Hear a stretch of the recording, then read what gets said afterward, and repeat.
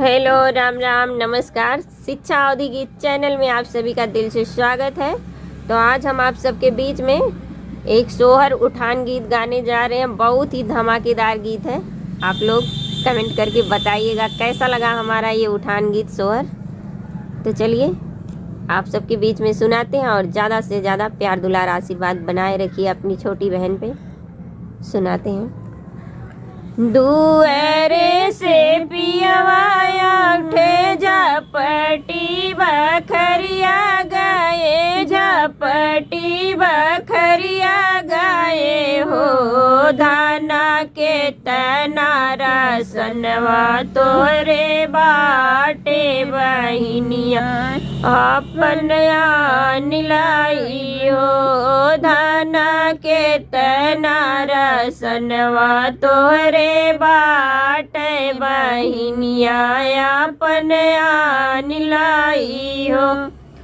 दियली में दाल बाटे, परई में चाउर बाटे, कोसा भर पिसान बाटे, घोंघा भर तेल बाटे, सुतुई भर घी बाटे, आम के पत्ता पे नून बाटे, इमली के पत्ते पे जीरा बाटे, बबूरे के पात पे हींग बाटे हो। पिया ये तनारा सनवा हमरे बाटे बहिनिया अपन जी लाया हो।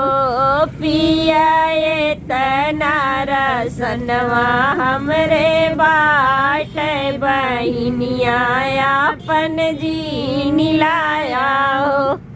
पिया न के तो सोराठी लड़का बाटे, घरवा हमरा खाई जई है हो।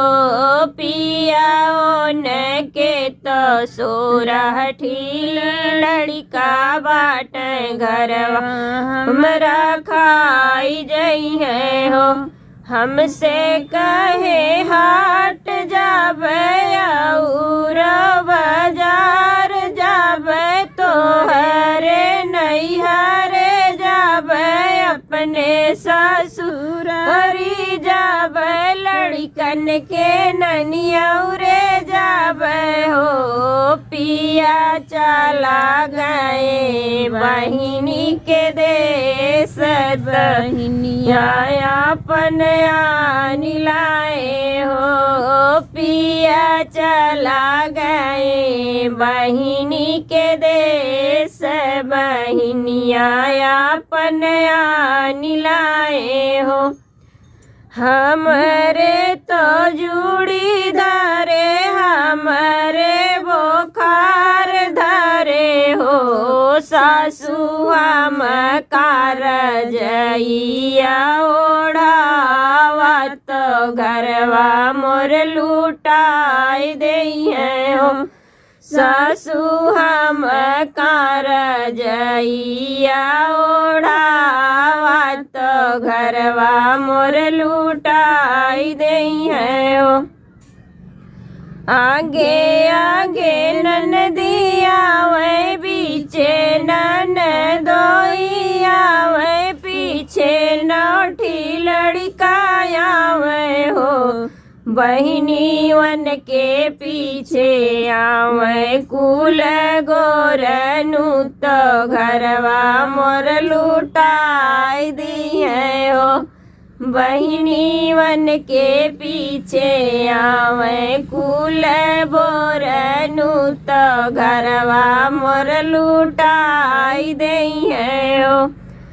12 रोटी ननदी खाई, 6 रोटी ननदोई खाए, 9 रोटी लड़के खाए हो।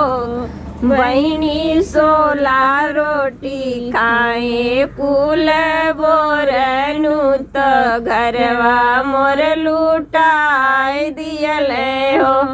बहिनी 16 रोटी खाए, कुल बोरनु, तो घरवा मोर लुटाई दिए हो।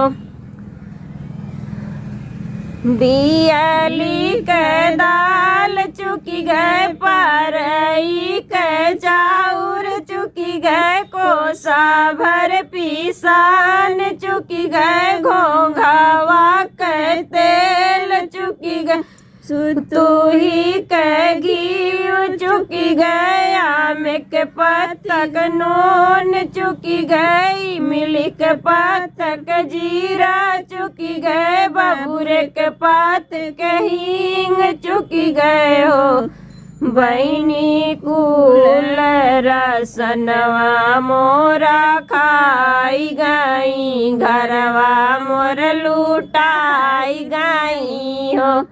बहिनी ये तना रसनवा मोरा खाई गई, घरवा मोर लुटाई गई हो।